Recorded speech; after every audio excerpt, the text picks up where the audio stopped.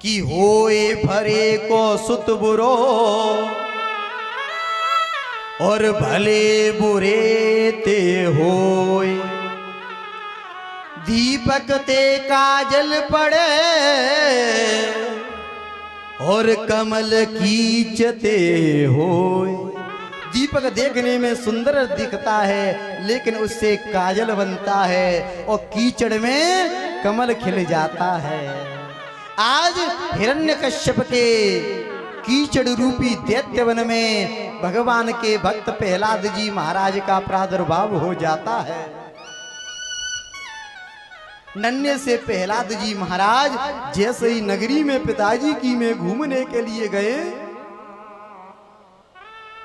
और क्या देखा कि एक कुंभकार भैया ने मिट्टी के घड़े का अवा लगाया है, उसमें अग्नि लगा दी और अग्नि लगाते ही पूरा परिवार बैठ करके सीताराम सीताराम का कीर्तन कर रहा है। प्रहलाद जी ने कहा, क्यों रे कुंभकार भैया, क्या तुमको मरने का भय नहीं? मेरे पिताजी के राज्य में राम नाम ले रहे हो। कुंभकार ने कहा, राजकुमार, मैंने एक मिट्टी के घड़े में बिल्ली के 4 बच्चे रख दिए थे, निकालना भूल गया और धोखे से अग्नि लगा दी।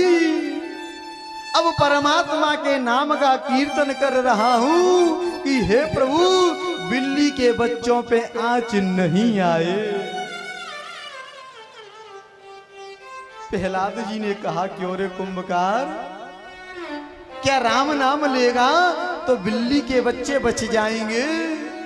कुंभकार ने कहा, प्रभु, मुझको विश्वास है कि भगवान के राम नाम में इतनी शक्ति है कि बिल्ली के बच्चों पे आंच नहीं आएगी। प्रहलाद जी ने कहा, कुंभकार भैया, कल ठीक दिन के 12 बजे हम आएंगे, हमारे सामने इस अवा को खोलना।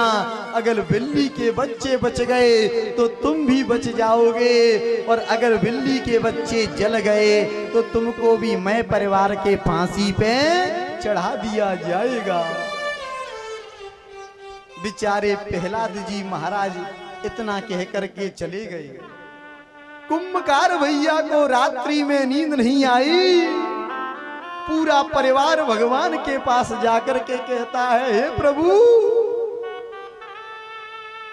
मेरा परिवार कल फांसी पर चढ़ जाए कोई चिंता नहीं, मैं मर जाऊं कोई चिंता नहीं प्रभु, लेकिन कल बिल्ली के बच्चे नहीं बचे तो दुनिया वालों को आपके नाम से विश्वास हट जाएगा कि परमात्मा के राम नाम में वो शक्ति नहीं कि बिल्ली के बच्चे बच जाएं।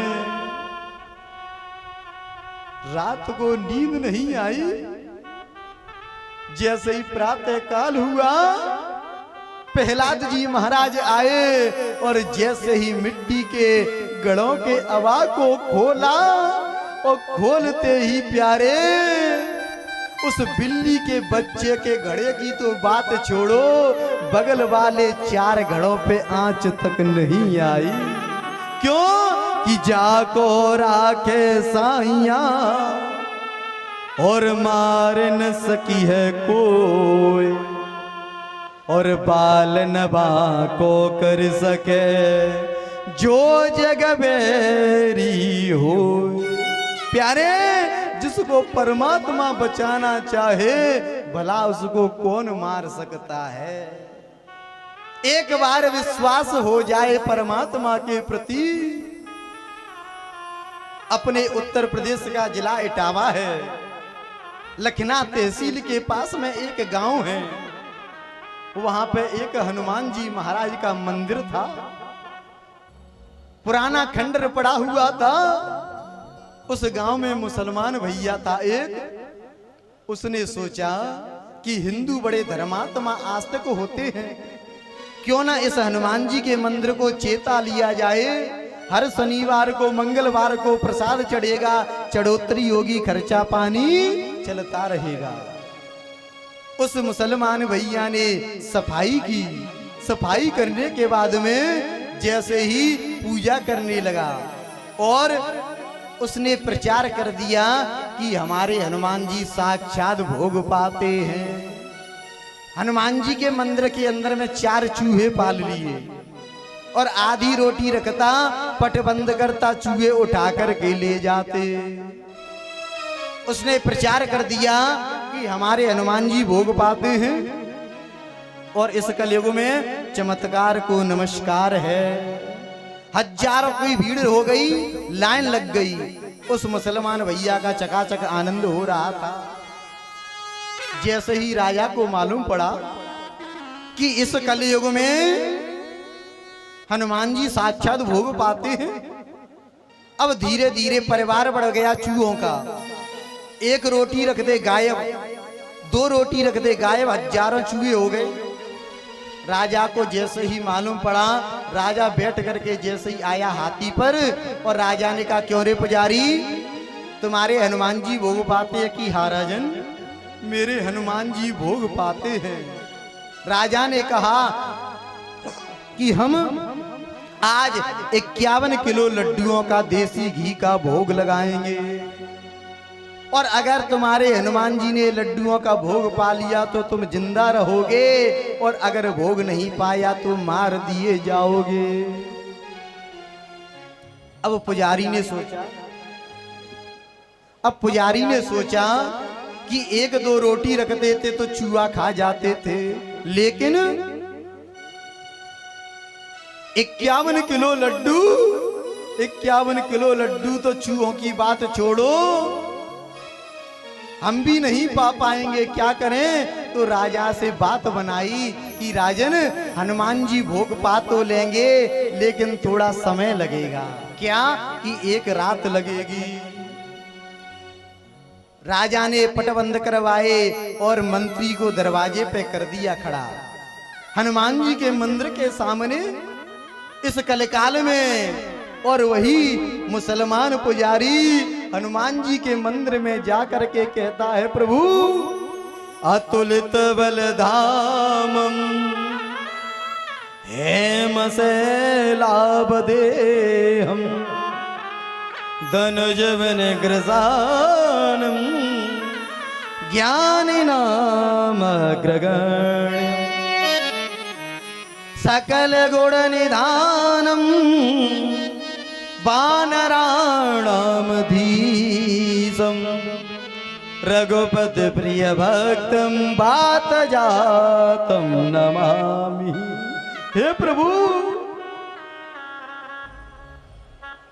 अगर मैंने आपकी थोड़ी भी सेवा की हो तो आप पूरा पूरा भोग पा लेना। अगर प्रभु आपने भोग नहीं पाया तो राजा मुझको कल जिंदा नहीं छोड़ेगा। जैसे ही परमात्मा के यहाँ पे कुंभ जैसे ही रोने लगा, पुजारी रात को नींद नहीं आई और जैसे ही दूसरा दिन हुआ, प्रातः काल राजा बैठ करके आया और जैसे ही मंत्री ने पट खोले तो इस कलयुग में उस पत्थर की मूर्ति में हनुमान जी की में आधा लड्डू लगा हुआ था और लड्डू का थार पूरा खाली हो जाता है। आज जैसे ही राजा ने भोग को पा करके हनुमान जी को देखा, राजा पुजारी के चरणों में लेट गया और कहा, धन्य है पुजारी, तेरी सेवा भक्ति कि ये कलकाल में पत्थर की मूर्ति भोग पाती है। तो पुजारी राजा से कहता है, प्रभु चूहा पाले प्रेम सो मैंने पेट भरने के काज, और धन्य धन्य बजरंग ने सो रखी लई मेरी लाज। बोलो हनुमान जी महाराज की जय हो। तो प्यारे, विश्वास हो जाए कि परमात्मा है। आज प्रहलाद जी को विश्वास हो गया कि भगवान के नाम में इतनी शक्ति है कि अग्नि जलाने का काम पूरा कर देती है। इतना देख करके प्रहलाद जी महाराज गदगद हो गए और परमात्मा के नाम पर विश्वास हो गया। जैसे ही प्रहलाद जी महाराज लौट करके आ गए, पर एक बात बताएं, निष्ठा ही परमात्मा है। विश्वास हो जाए परमात्मा के प्रति, धीरे धीरे प्रहलाद जी बड़े हो गए। प्रहलाद जी को गुरुकुल में भेज दिया संडामृग गुरुजी के पास। 1 महीने बाद प्रहलाद जी को बुलाया। हिरण्यकश्यप ने कहा, बेटा गुरुकुल में तुमने क्या सीखा है? पिताजी मैंने 9 प्रकार की भक्ति सीखी है कि श्रवणम कीर्तनम विष्णु, स्मरणम पाद सेवनम, अर्चनम वंदनम दास्य, सख्य आत्मनिवेदनम। पिताजी 9 प्रकार की भक्ति सीखी है। श्रवण, कीर्तन, स्मरण, मनन, चरणामृत। पिताजी 9 प्रकार की भक्ति होती है। इतना जैसे ही सुना और सुनते ही पिताजी ने जमीन पे फेंक दिया। अरे दुष्ट, ये दैत्य रूपी चंदन के वन में ये भक्त रूपी कांटा कहां से पैदा हो गया? जाओ इसे जाकर के दोबारा पढ़ाना। दोबारा गुरुकुल में गए और गुरुजी के पास पढ़ा करके लौट